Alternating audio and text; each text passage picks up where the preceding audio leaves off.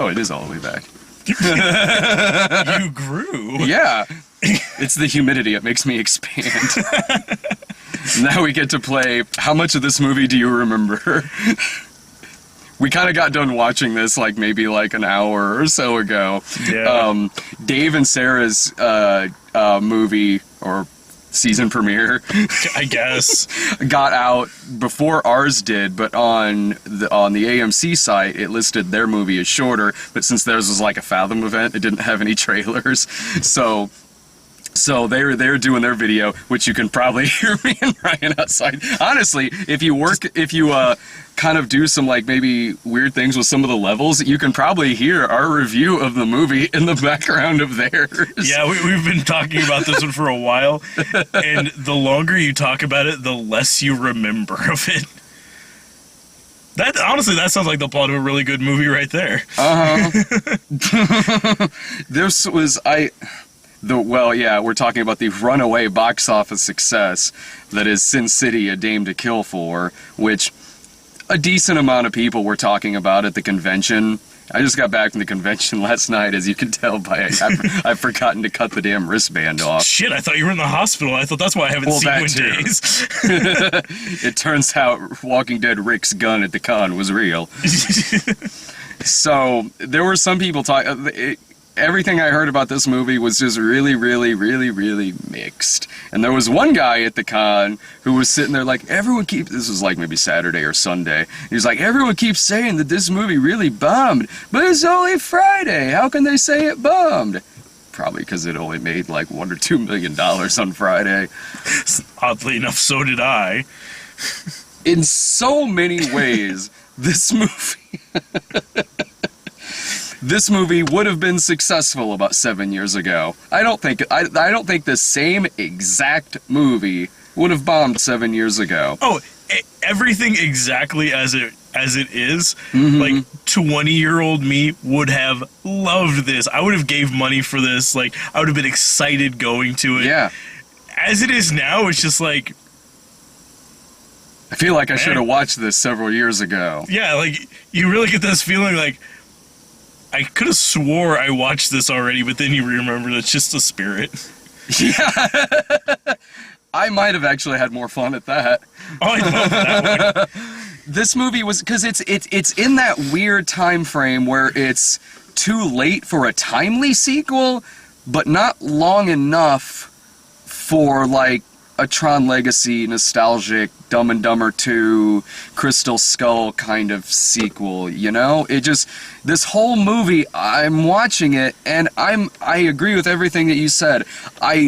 Objectively speaking, any problem that I really have with this is a problem that I probably have with the first one. Yeah. The movie is not Machete Kills. It's not it's not a super inferior product than the other one. It's just as gorgeous as the other movie. The acting is fine. 99% of the acting is fine. It really no different than the first one. It's just as well made. The 3D is really good. The atmosphere is very good, but the whole time I'm watching it, why did this take so long?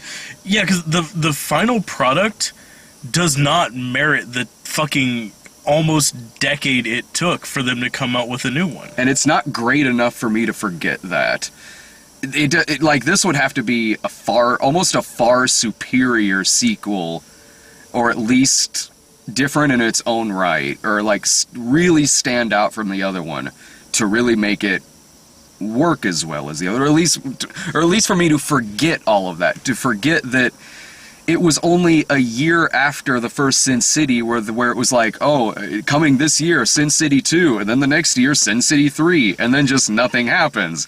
Rodriguez gives us some shitty kids movies. Machete Kills. Machete was really good, but and then it just it's still gonna happen. Sin City, Dame to Kill For. Here's more news about Sin City, Dame to Kill For. And then finally, it's 9 years later where we hear 9 years of stories on whatever site you go to, whether it's Ain't It Cool or something like that. All of these stories about Sin City 2, finally here it is, and just any kind of excitement that I would have about it is just not there. And then in watching it, yeah, if I was 23 years old and this was a year after the first one, like I said, I would have probably liked this just as much. But as it is, the gimmick's just not fresh. The gimmick isn't fresh. There's nothing about it that really screams any kind of originality because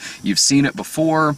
And it's several more times now. Yeah, And even like refined a little better because like they used a very similar visual style for like the Spirit, and it came across a lot cleaner looking than it does. Like now watching this one, it feels almost like they went backwards to make it look more in line with the first one. It would be like if Matrix Reloaded came out 9 years after The Matrix. Yeah. I mean, that's not that good of a movie anyway, but you know what I mean. Yeah, like, I mean, even like a good movie, if the timing is severely off, it'd be like if like Empire Strikes Back didn't come out until like the fucking late 80s. Like you have Star Wars, and then all these fucking years later, then eventually you hit like, Empire, and it's like, I guess I did remember watching that, didn't I? Mm-hmm. Okay. I guess we're gonna go see this.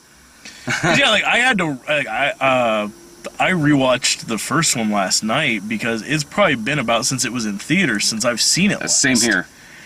And I mean, it's a fine movie. It's a fun film. The visual style still like is really captivating, but like some of the stuff to it, like you see it now and it's like that looks really kind of corny.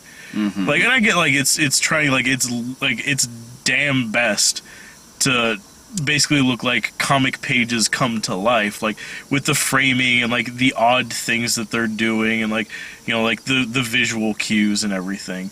But sometimes like it just looks really stupid the way some of it gets shot because there's a reason it's drawn on page and not acted out that way. So it was interesting enough, but like watching it and then watching this one, it's like there's nothing that warrants that kind of delay.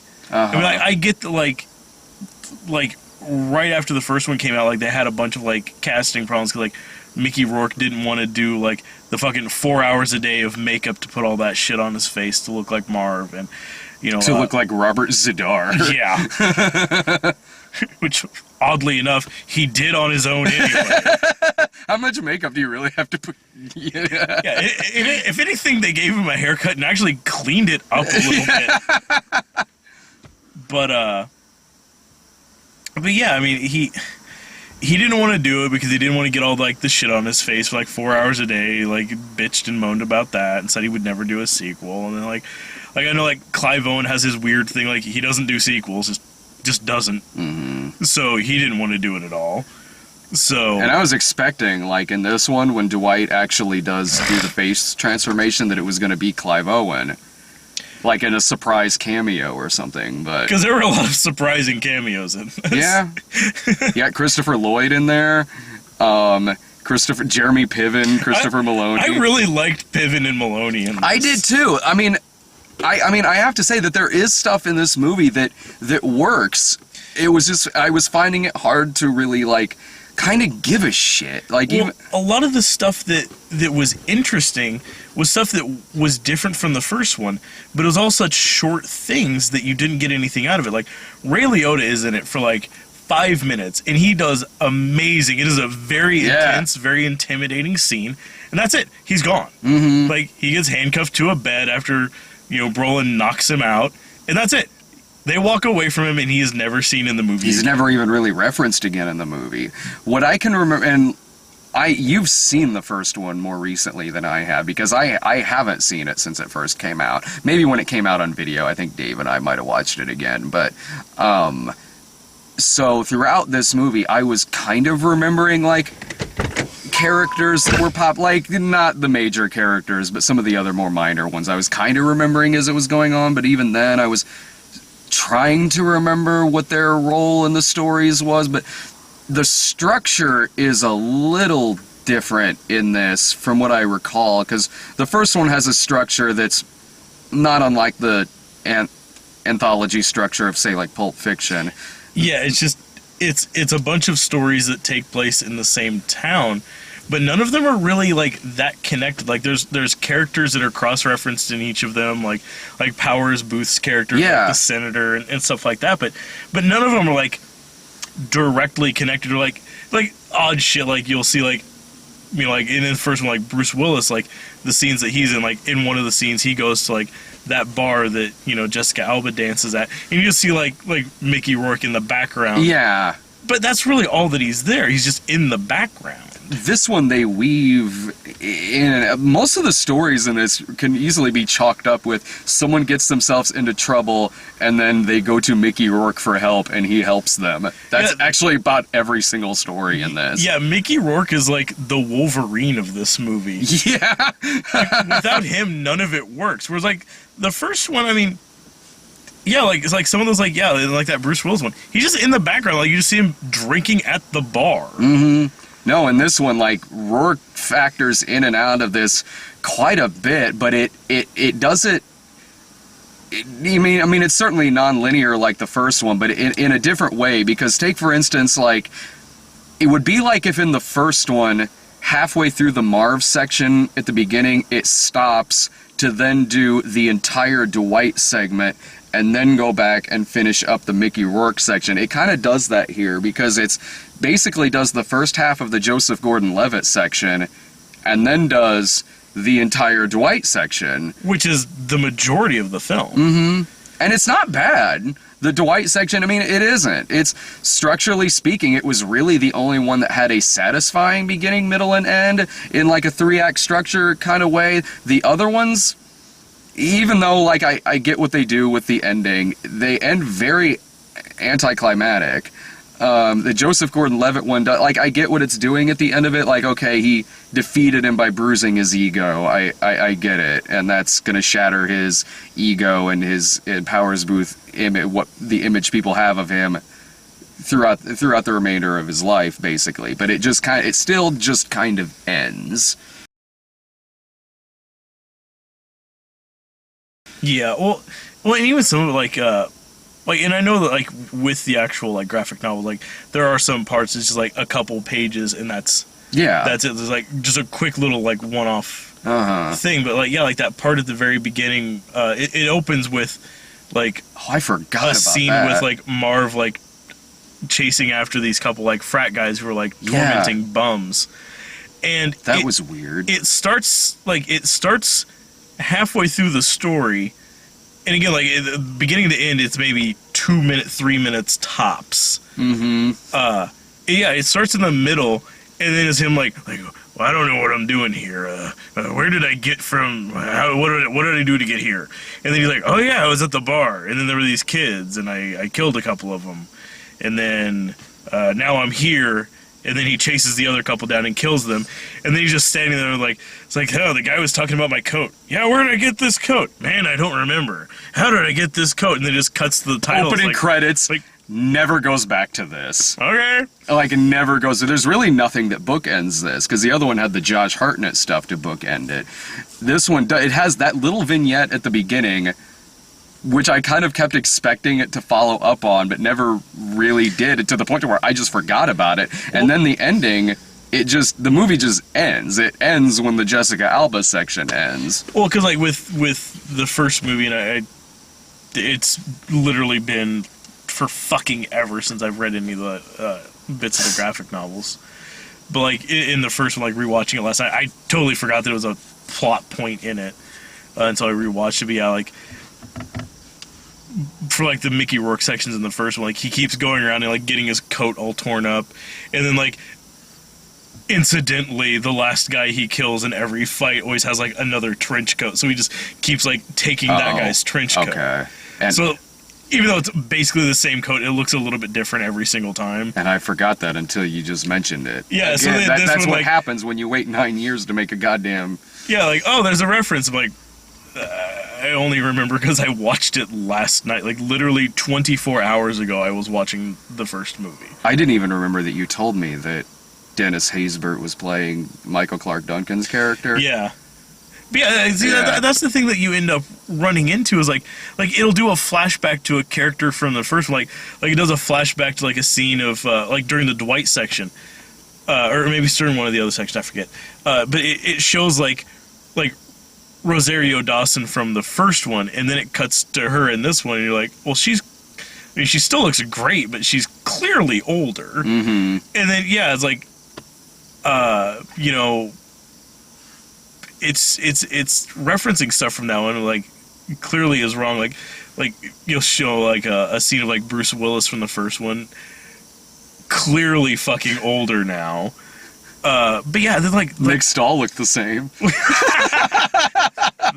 because they only showed him as that yellow bastard.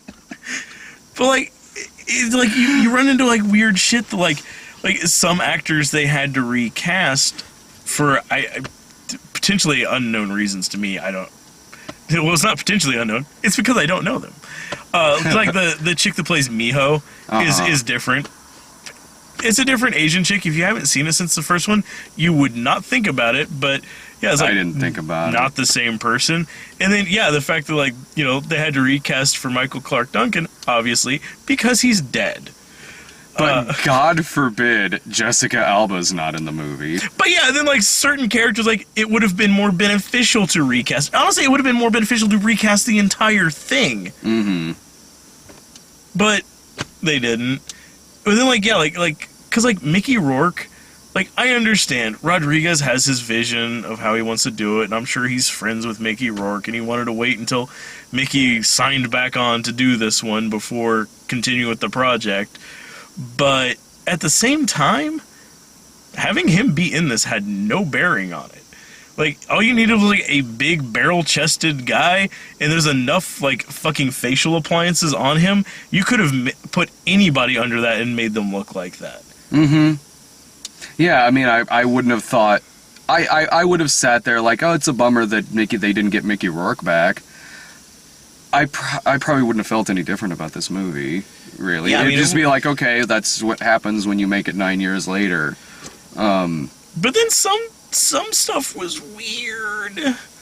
Because, like, okay, the character Dwight. If you remember from the first movie, Brittany Murphy, another actor who was alive when that film was made, mentions to Dwight, like, oh, Dwight, it's so weird seeing you with that new face you have. And because, like, some shit happened, plastic surgery. So it was okay that since Clive Owen didn't want to do this one, like, okay, well, they can have Brolin do it and just have it before he got plastic surgery. That's an actual, like, established part of the character. Yeah. It's fine. We can work with that. It doesn't matter if we don't get it back. Dave said that's what happens in the comics, too. Yeah. So it all works out. But the problem is that he gets the plastic surgery to look like Clive Owen halfway through this film. So he's Brolin. And he looks... There's no mistaking that it's Josh Brolin. But they put a bunch of facial appliances on him to make him look more like Clive Owen. It was weird. And as a result, it kind of hits that fucking, like, uncanny valley where you're like, that that's not how a person looks. It hit... Like, it's not like that sort of, like the makeup work that they did for, like, Looper, where they managed to make, like, Joseph Gordon-Levitt actually look like he could reasonably be a young Bruce Willis. A better Joseph Gordon-Levitt Bruce Willis movie. Yeah. This one, no, it looked like a fucking horror show. It looked like Clive Owen, it looked like Clive Owen was on his way to a 90s party. Or, I'm sorry, it looked like Josh Brolin was on his way to a 90s party. It looked like if Josh Brolin decided to, it's like, oh man, what are you doing for Halloween this year? Oh, I'm gonna go as Clive Owen from Sin City. Yeah. Like, suddenly he shows up, he's got, the longer kind of hair, and, his facial features are, off, but you can still tell that it's Brolin. That's what it was doing to me. I don't know if it was necessarily hitting an uncanny valley thing for me, but it was distracting that he was expecting anybody to not recognize that he's Josh Brolin. And he gets immediately recognized. Like, nice try, McCarthy. He's like, all that work for nothing. Well, we were joking too outside. We were like, this is the second movie we've seen this year that's a poorly timed sequel prequel that's very highly stylized that Eva Green steals. And is also based on a Frank Miller story.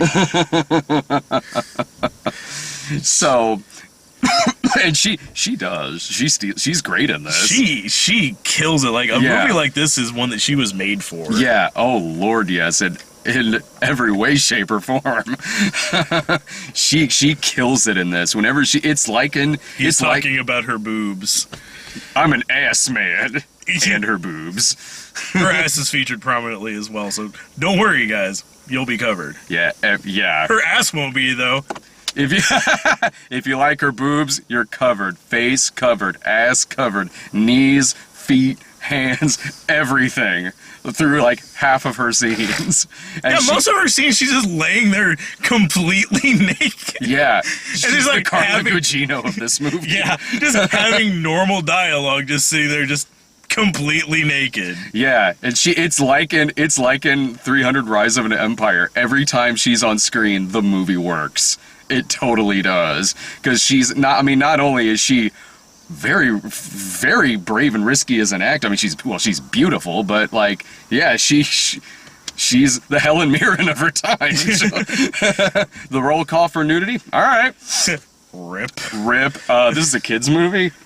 Man, I'm here, aren't I?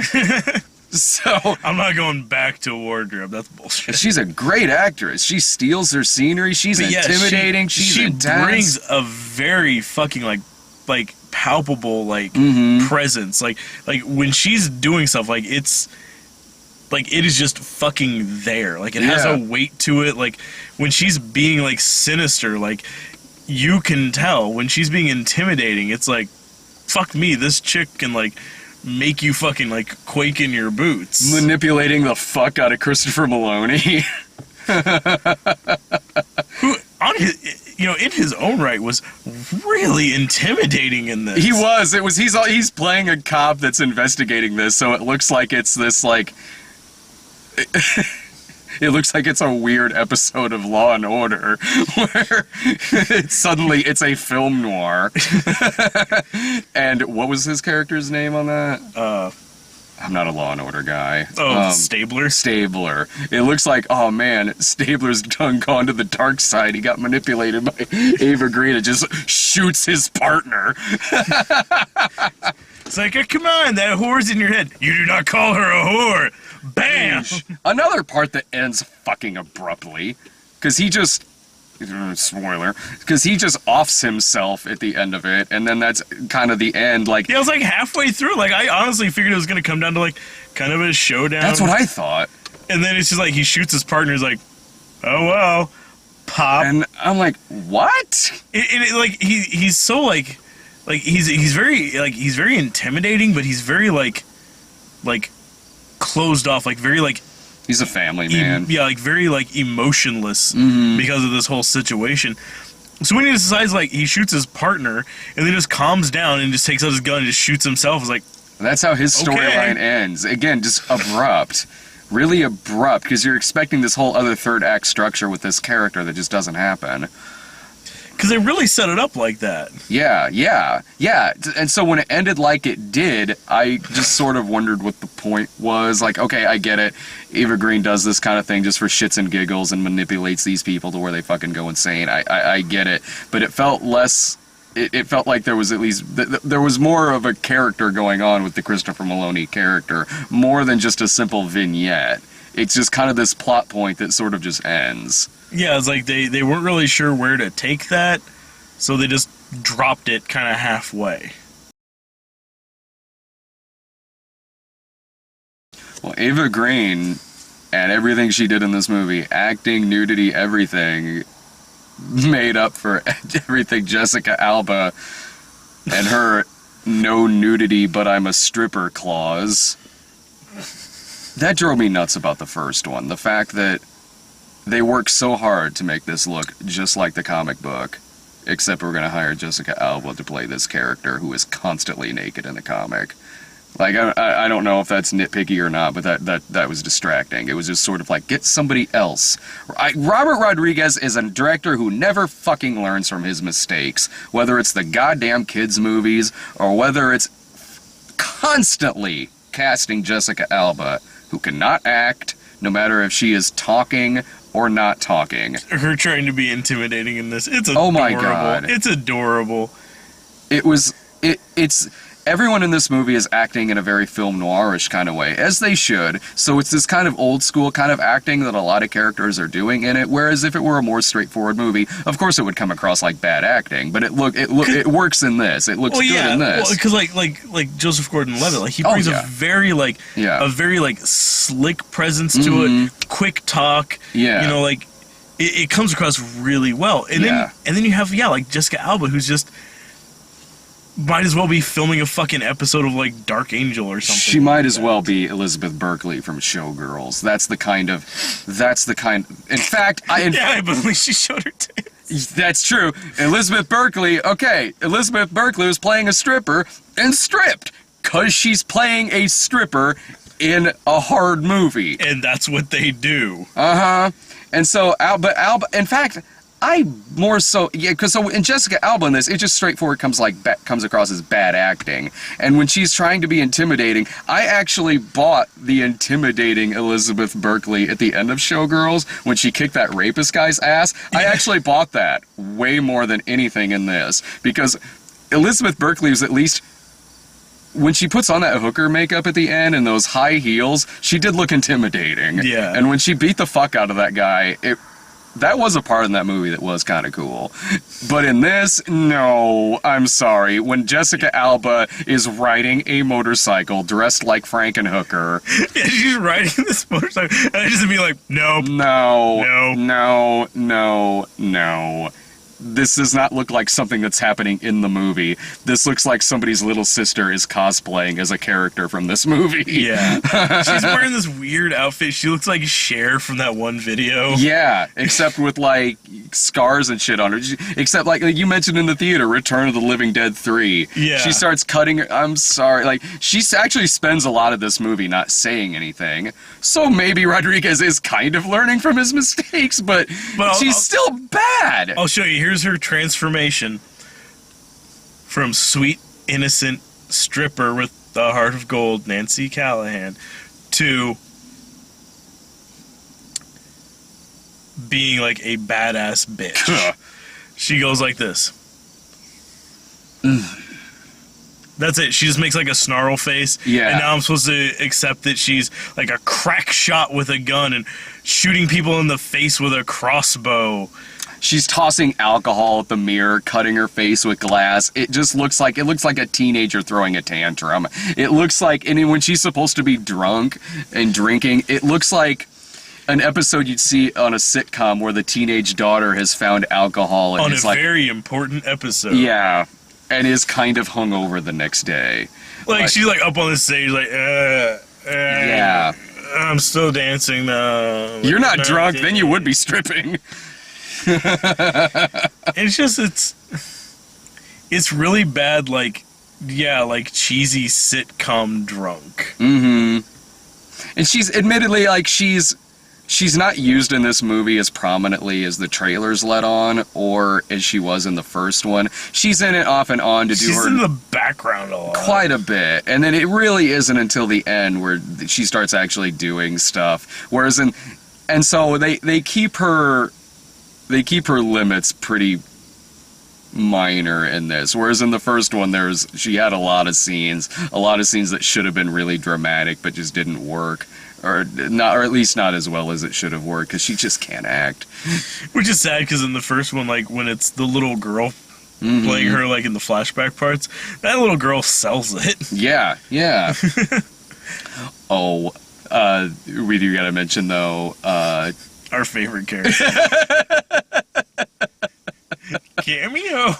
Yeah, kind of cameo in the movie. Nick Stahl, sorta.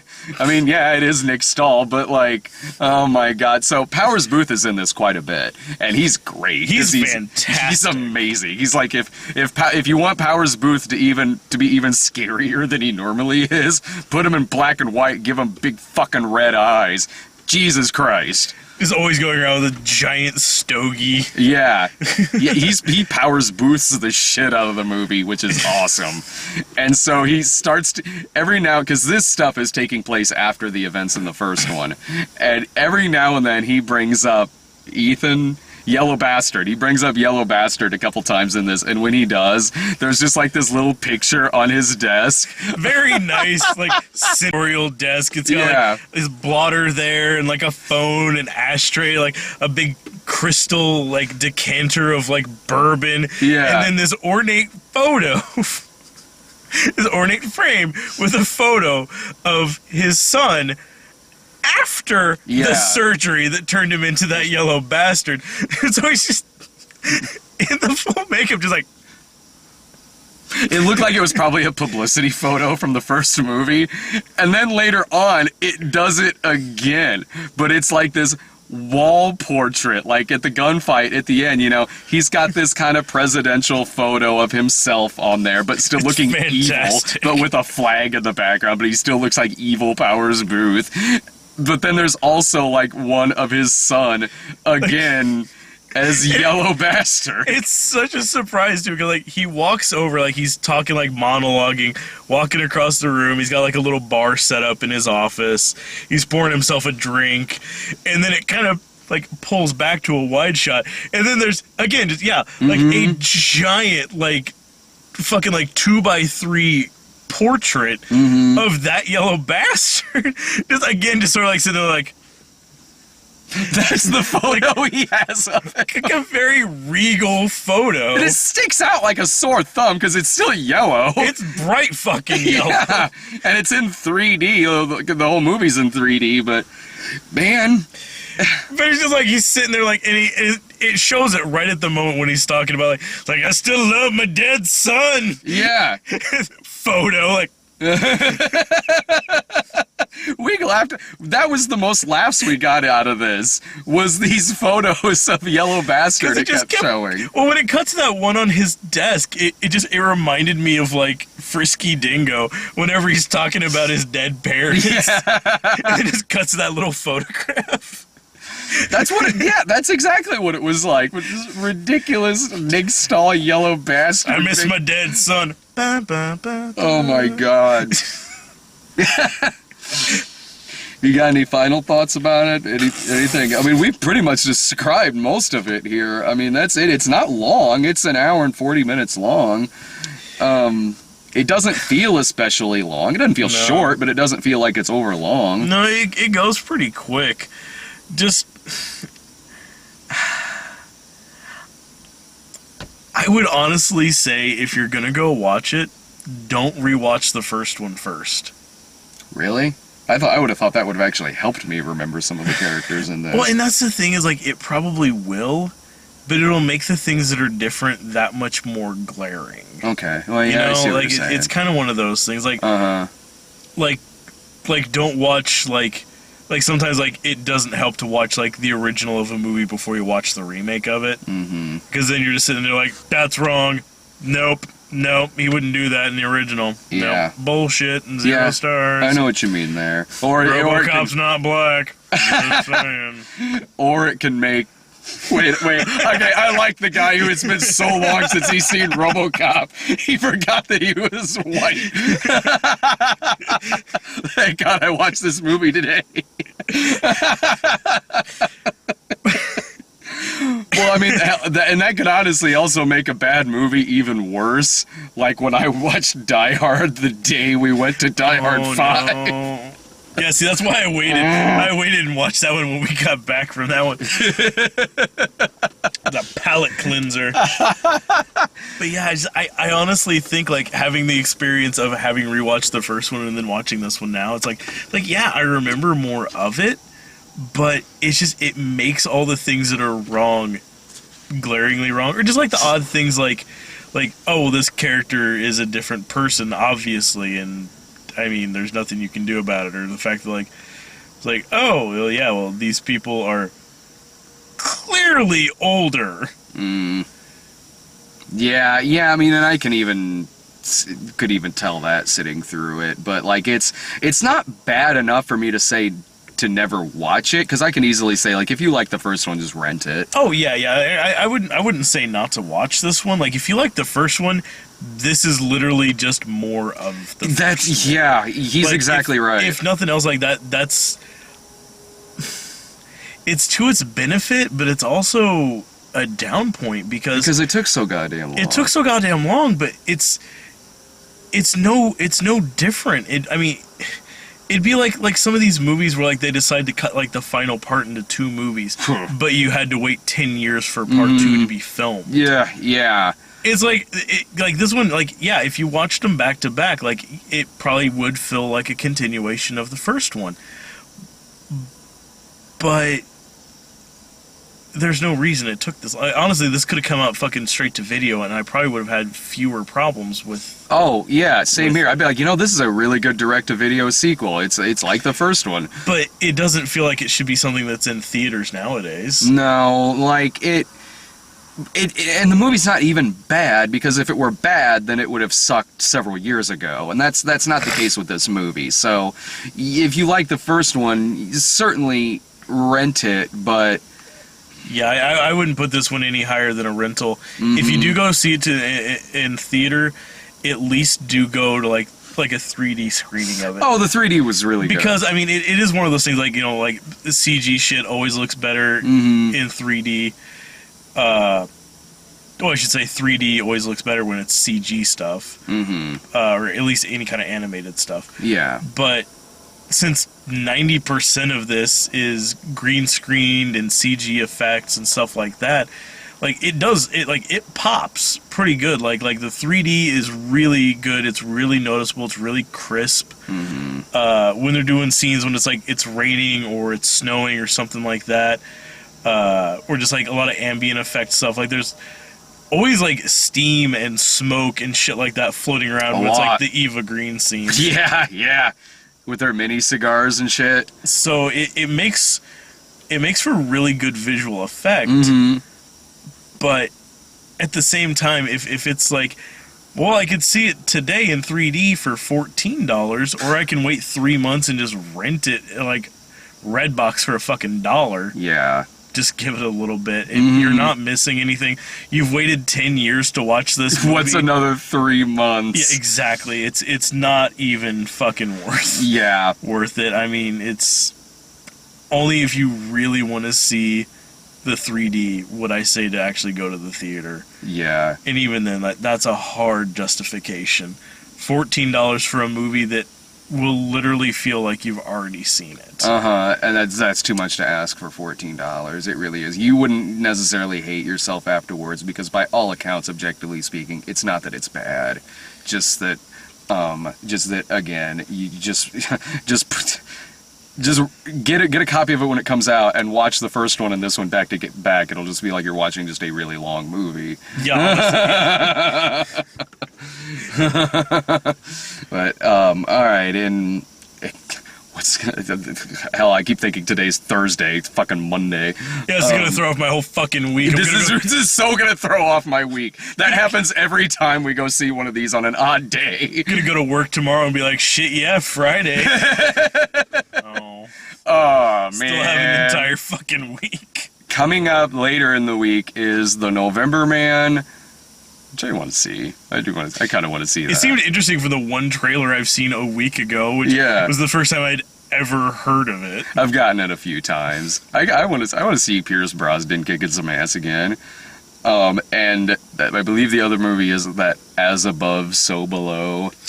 Oh, the found footage. The found footage, like Gates of Hell Descent kind of movie. That's honestly what I thought when I first saw like the trailer for that one. It's like, oh, it's The Descent, but in Paris. I don't know, like, I don't know which of us will be at which movie, because they're both the kind of movie that you and I usually go see. Yeah. It's actually a tough call. I know. I think we might have to flip a coin on that one. All right. See you in a few days. Or 10 years. Who knows? Yeah. Oh, yeah. Yeah. You have to wait 10 years for November Man and As Above, So Below. Sorry.